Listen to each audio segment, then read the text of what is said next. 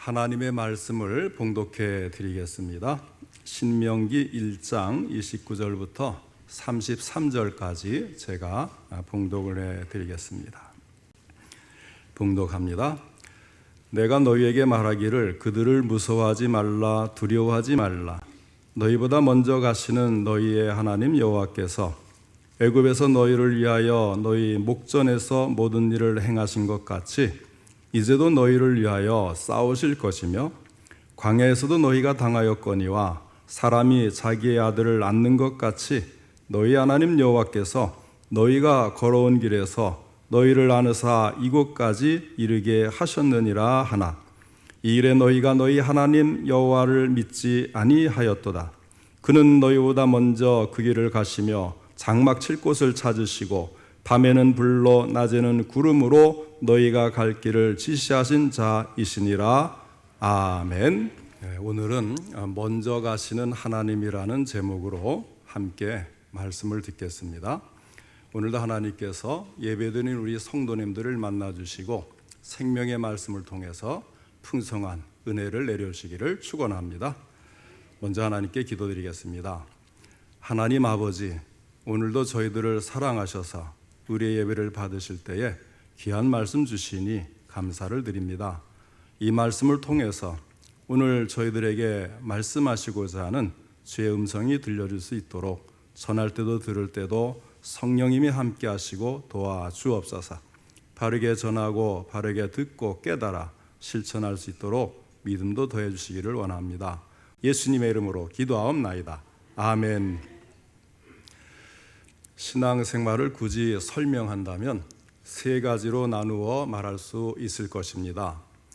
우선 첫 번째는 영혼 구원입니다.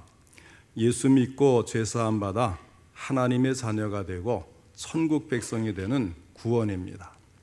그 다음 두 번째는 구원의 확신으로부터 오는, 또 하나님이 함께 하심으로부터 오는 마음의 기쁨과 평안입니다. 그리고 세 번째는 사명을 깨닫고 능력받아 천국 갈 때까지 사명을 감당하며 사는 것입니다.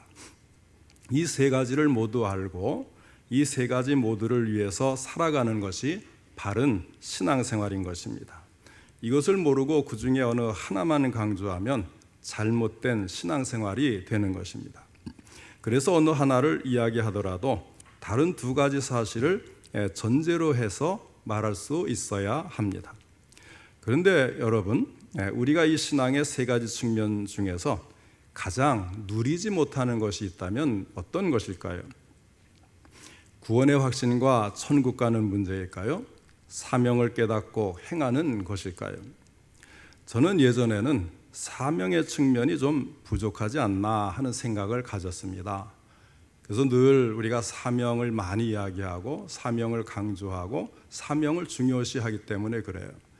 근데 이 사명은 앞에 두 가지, 구원받은 것과 그로 인한 평안, 담대함, 이런 것들이 같이 있을 때에 이 사명이 강조되는 것인데, 먼저 사명부터 강조를 하고 중요시하다 보니까 좀 사명감이 좀 부족하지 않나, 사명을 위해 헌신하는 것이 너무 적지 않은가, 이런 생각을 하는 거예요.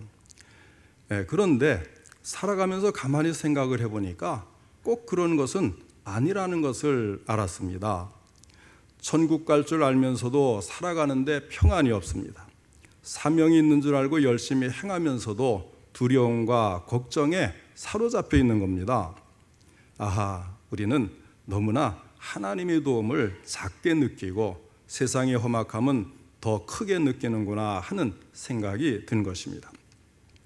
그래서 신앙생활의 세 가지 중요한 권세 중에서 두 번째 해당하는 평안과 기쁨, 이런 것들도 반복해서 들어야 하고 내 것으로 만들어 소유해야 되겠다 하는 것을 느끼게 됩니다.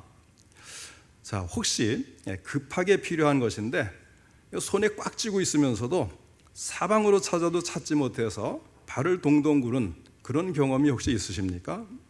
저는 어린 시절에, 요즘은 이제 초등학교지만 옛날엔 국민학교라고 했잖아요. 국민학교 시절에 그런 경험이 있었어요. 미술 시간이 있는 날인데 크레파스를 가져가겠다고 손에 꽉 쥐고는 방안을 아무리 찾아도 나와야 말이죠. 학교 갈 시간은 급한데 책상을 뒤져도 방구석을 찾아 헤매도 도무지 크레파스가 나오지를 않는 거예요. 당연하지 않습니까? 손에 쥐고서 다른 데를 쳐다보고 있으니 나올 수가 없잖아요. 나중에는 막 눈물이 나오려고 그래요. 분명히 잘 놔뒀는데 어디다 놨지? 한참을 그러다가 포기하고 그냥 가려고 하는데 손에 보이는 게 크레파스인 거예요.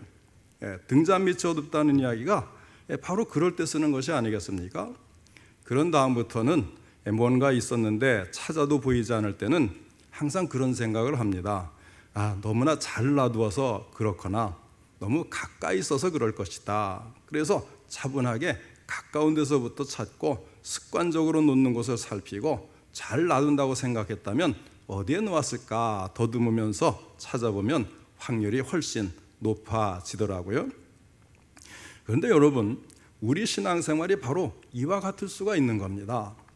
내가 갖고 있고 그것은 너무나 확실해서 도저히 잃어버릴 수 없는 것인데도 그것을 보지 못해서 마치 없는 것처럼 사용하지 못하고 찾아 헤매는 경우가 있다는 말씀입니다. 오늘 본문에 나오는 이스라엘 백성들은 바로 그와 같은 신앙을 가진 사람들의 대표적인 사람들입니다. 하나님께서는 이스라엘을 구출하기 위해서 애굽에서 10가지 커다란 재앙을 일으키셨고 이스라엘보다 먼저 가시면서 구름기둥, 불기둥으로 이스라엘을 인도해 주셨습니다. 뿐만 아니라 홍해를 갈라서 이스라엘이 건너게 하셨습니다. 하나님께서는 사랑하는 이스라엘을 굳게 지키셨던 것입니다. 그러나 이스라엘은 하나님께서 주신 것을 거부하는 것으로 하나님을 실망시켰고 이로 인해서 가나안에 들어가는 것이 지연되고 말았습니다. 그 후 40년이 흘렀지만 이스라엘 사람들은 여전히 아모리 족속에게 멸망당할 것 같아서 두려움에 떨고 있었어요.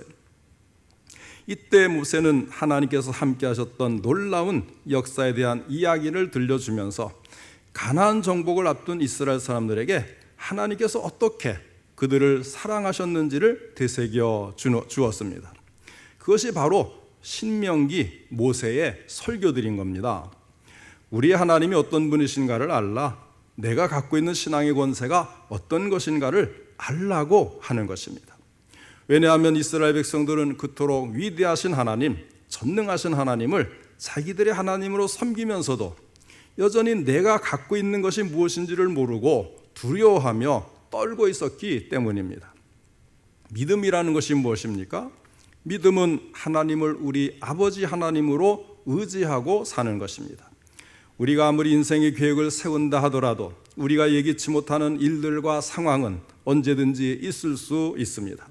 그것을 누가 막아줍니까? 하나님이십니다. 오늘 본문은 이와 같이 우리의 인생길을 인도하시는 우리 하나님은 우리에게 어떤 하나님이신가를 알고 그 하나님께서 주시는 놀라운 보호와 도우심을 누리기를 요구하는 말씀입니다. 누리는 것이 중요해요. 누리도록 오늘 요구하고 있습니다. 그러면 우리가 섬기는 하나님은 우리에게 어떤 하나님이십니까? 첫째로 그 하나님은 우리보다 먼저 가시는 하나님이십니다. 30절에 너희보다 먼저 가시는 너희의 하나님 여호와께서 하였고 33절에도 그는 너희보다 먼저 그 길을 가시며 하였습니다. 어쩌면 우리의 인생을 우리가 세심하게 계획하고 세워나가는 것보다 더 중요한 것은 내가 하나님을 어떻게 고백하는가일 것입니다. 나보다 먼저 가시는 하나님, 우리 하나님은 나보다 먼저 가시는 하나님이십니다. 하나님은 내가 어디로 가야 할지, 그리고 내 영혼이 쉴 곳은 어디인지를 미리 아시고 먼저 가셔서 우리의 길을 지시하시고 인도하여 주십니다.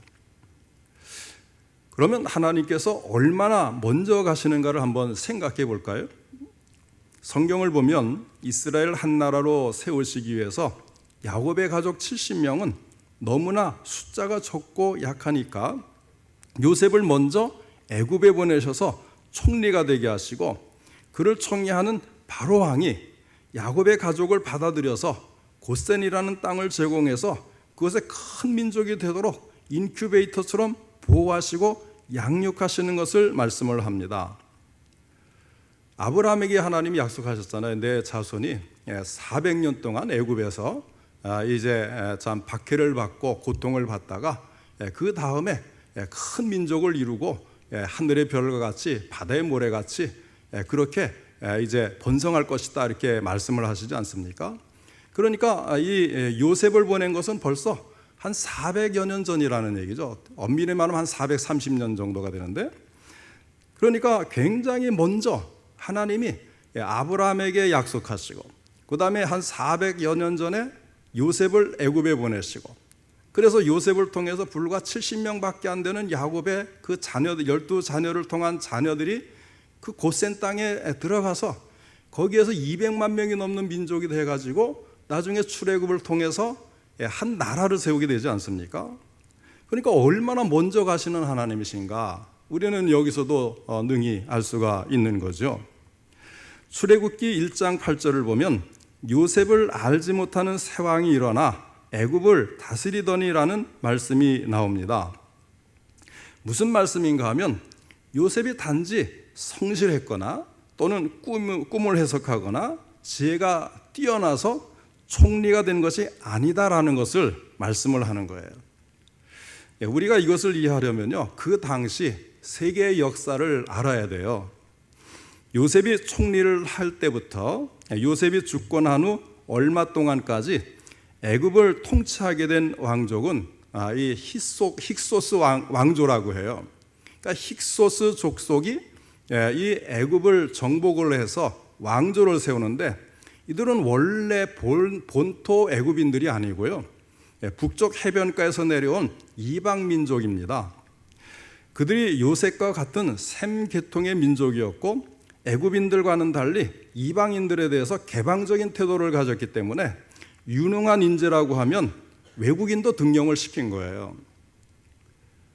바벨론이나 우리가 바사, 페르시아에서 다니엘을 총리 중에도 최고로 세우지 않습니까? 이방인인데도 불구하고 그런 그 나라들이 이방인들을 이렇게 등용을 시키는 그런 전통을 가진 민족이 이 애굽을 정복하고 왕조를 세웠기 때문에 이 요셉을 총리로 이제 임명을 할 수가 있었던 것이지, 그렇지 않았다면 전혀 요셉은 아무리 재능이 뛰어나고 아주 참 신비한 능력을 가졌더라도 총리가 될 가능성은 거의 전무하다고 보는 겁니다. 그래서 어쨌든 하나님은 요셉을 보내시기 그 전부터 먼저 가셔서 애굽의 왕조를 바꾸어 가면서 이 모든 것을 준비하시는 거예요. 얼마나 놀랍습니까? 그래서 그 이방인이 세운 왕조가 이 요셉을 이제 총리로 세우고 유대 사람들을, 히브리 사람들을 잘 대접을 했던 거예요. 만일에 하나님께서 세계사적인 그 역사 속에서 이와 같이 다른 이방 민족이 애굽을 정복하고 다른 왕조를 세워놓도록 하지 않으셨다면 요셉이 아무리 뛰어나도 절대로 총리가 될 수는 없는 거예요. 그러나 이제 모세 때인 주전 1570년경부터 애굽을 통치하게 된 왕조는 바뀐 왕조입니다. 본래의 애굽 족속이 앞선 그 이민족 통치자들을 몰아내고 애굽 본래의 고유한 왕조를 세운 거예요. 그러니까 이때는 요셉을 전혀 알지 못하는 새로운 바로가 통치하는 왕조가 된 겁니다. 그들은 굉장히 민족주의가 강한 왕조이기 때문에 자기들과는 전혀 다른 종족인 유대인들을 종으로 부리고 핍박을 했던 것이고, 이것조차도 때를 준비하신 하나님의 인도로 이스라엘 민족은 출애굽을 하게 되는 거예요. 얼마나 놀랍습니까? 그래서 제가 늘 말씀을 드리잖아요. 성경과 역사를 같이 봐야 되고, 역사는 세계 역사도 보고 국내 역사도 보지만 이 교회 역사를 같이 봐야 된다. 그러니까 세계사와 세계교회사, 한국 역사와 한국 교회사를 같이 보면 그 이면에 뚫리는 게 있어요. 보이는 게 있습니다. 자세히 볼수록 우리 하나님은 정말 대단한 분이세요. 우리를 위해서 항상 먼저 가시고 만반의 준비를 해주시는 분이 바로 우리 하나님이신 거예요. 사랑하는 성도 여러분, 이처럼 하나님은 먼저 가시면서 우리 인생의 삶을 지켜주시고 역사하십니다. 우리가 불평하거나 좌절하는 이유는 내가 하나님보다 먼저 가려고 하고 내 생각과 계획이 하나님보다 앞서기에 나타나는 현상입니다. 우리는 순간순간의 길을 알지 못합니다. 그러나 먼저 가시는 하나님, 그분은 우리의 길을 지시하시고 지도하십니다. 그 하나님을 의지하며 가시기를 바랍니다. 우리의 인생을 책임지실 것입니다. 그러므로 우리의 가는 걸음이 언제나 하나님을 향한 발걸음이 될 수 있기를 축원합니다. 둘째로, 하나님은 우리를 위하여 싸우시는 하나님이십니다. 하나님께서는 먼저 가시면서 무엇을 하십니까? 우리를 위해 싸워주세요. 30절에 이제도 너희를 위하여 싸우실 것이며 하였습니다. 그리하여 홍해를 갈라 이스라엘 백성들은 무사히 건너게 하시고 애국 군병들은 물에 잠기게 만드십니다. 때로는 여리고 성을 무너뜨리기도 하시고 때로는 번개와 큰 홍수로 또는 큰 함정으로 적들을 혼란에 빠뜨리기도 하십니다. 오래전에 싸움의 기술이라는 영화가 있었죠. 이게 뭐 하이틴 영화인가 그래가지고 별로 관심을 안 가졌는데 나중에 그 영화의 속 이야기를 보니까 그 실제 그 인물이 지은 책을 영화로 만들었다는 사실을 알게 됐어요.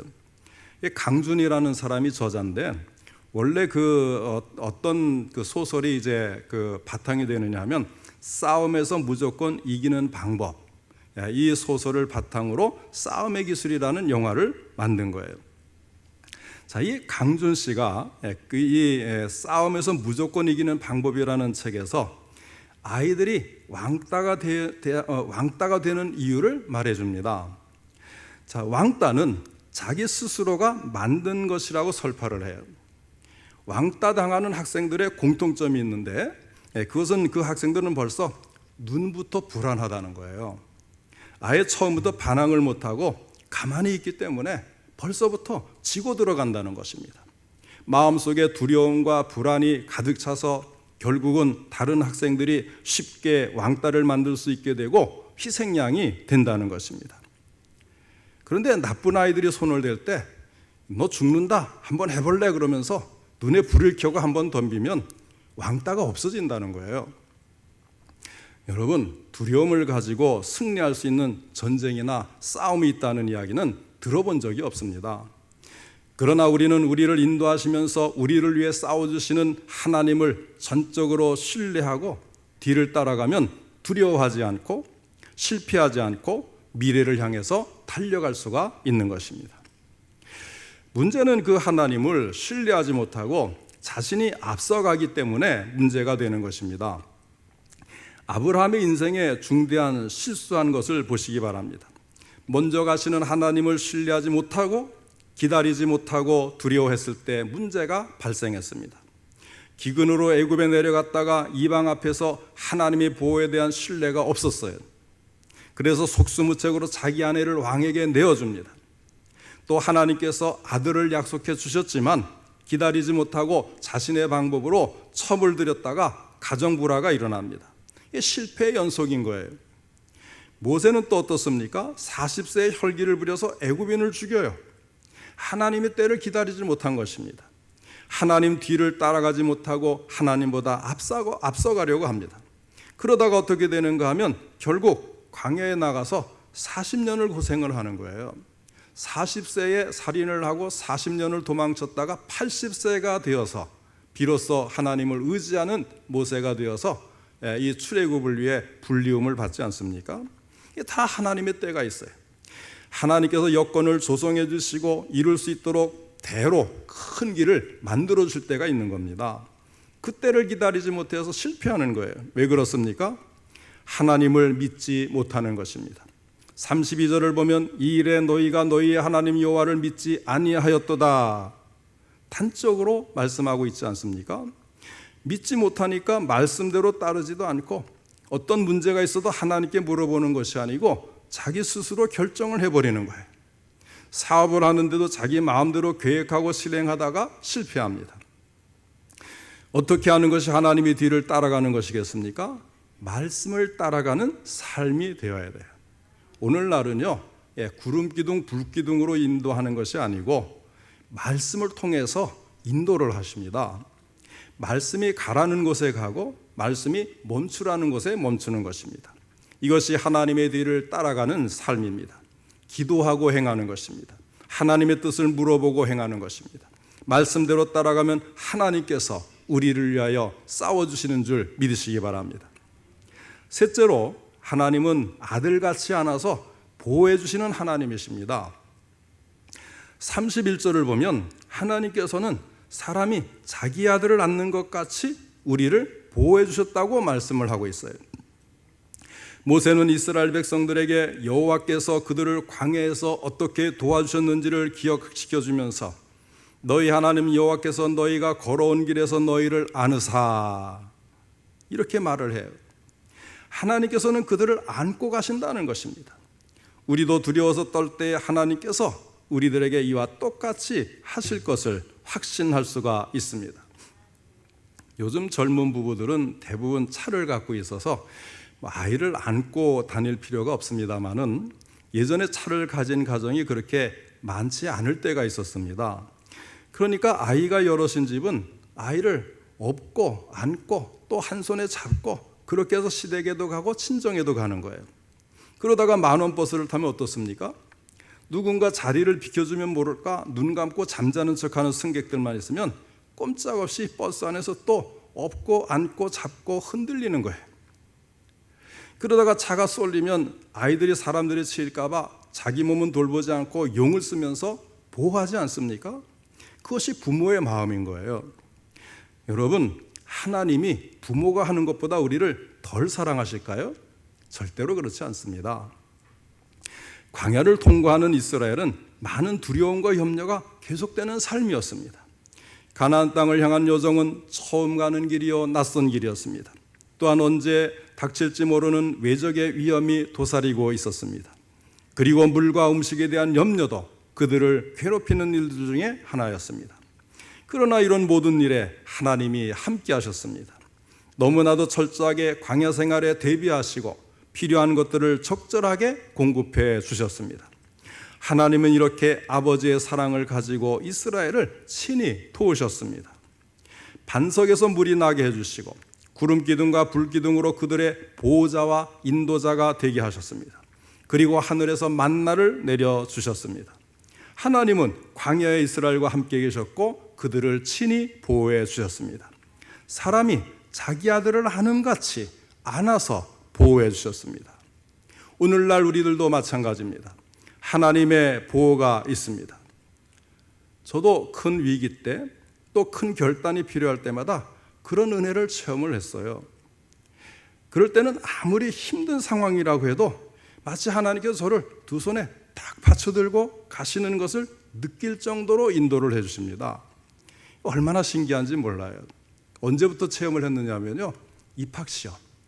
저희 때는 고등학교도 입학시험이 있었고 대학교 입학시험, 또 회사 입사시험, 또 이제 회사를 그만두고 총신 신대원 입학시험. 그래서 저는요, 우리 학생들에게 기도하면 도와주시는데 공부도 도와주신다, 시험도 도와주신다 늘 강조를 해요. 왜? 제가 그렇게 그때마다 하나님이 저를 딱 받쳐가지고 학교에 집어넣어 주는 것 같아요. 고등학교 들어갈 때도 그렇고 대학교 들어갈 때도 그렇고요. 어쩌면 그렇게 저를 딱 붙잡아서 안고 그 안에 집어넣어 주시는지 너무너무 신기한 거예요. 사랑하는 성도 여러분, 믿으시기 바랍니다. 먼저 가시는 하나님께서 우리를 위해 싸워주시고 보호해 주시는데 사람이 자기 아들 안아주시듯이 하신다는 이 사실을 확신하시기 바랍니다. 우리를 위하여 먼저 가시는 하나님은 과거에도 인도하셨거니와 현재에도 먼저 가시면서 우리에게 갈 길을 지시하시는 하나님이십니다. 지금까지 지켜주시고 인도하신 하나님께서 앞으로도 우리들을 위하여 모든 일들을 그분의 뜻대로 이루실 것이며 우리의 어려움을 해결해 주실 것입니다. 잠언 27장 1절에 너는 내일 일을 자랑하지 말라, 하루 동안에 무슨 일이 일어날는지 내가 알 수 없음이니라 하였습니다. 우리가 사는 세상은 어두운 밤에 지나가는 험한 길과 같습니다. 언제 어디서 무슨 일을 당할지 모르며 살아갑니다. 그러나 우리를 위하여 먼저 가시는 하나님은 우리를 눈동자같이 지켜주시는 줄 믿으시기 바랍니다. 신명기 32장 10절 말씀입니다. 여호와께서 그를 황무지에서 짐승이 부르짖는 광야에서 만나시고 호위하시며 보호하시며 자기의 눈동자같이 지키셨도다.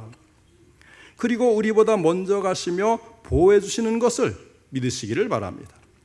너희보다 먼저 가시는 너희 하나님 여호와께서 애굽에서 너희를 위하여 너희 목전에서 모든 일을 행하신 것 같이 이제도 너희를 위하여 싸우실 것이며 광야에서도 너희가 당하였거니와 사람이 자기 아들을 안는 것 같이 너희 하나님 여호와께서 너희가 걸어온 길에서 너희를 안으사 이곳까지 이르게 하셨느니라.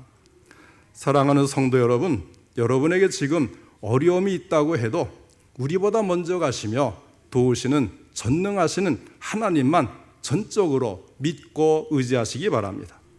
또한 그 믿음을 가지고 금년에도 앞으로도 담대함과 평안함과 소망과 기대를 가지고 하나님과 함께 약속의 땅으로 나아가시는 우리 성도님들 다 되시기를 주님의 이름으로 축원합니다.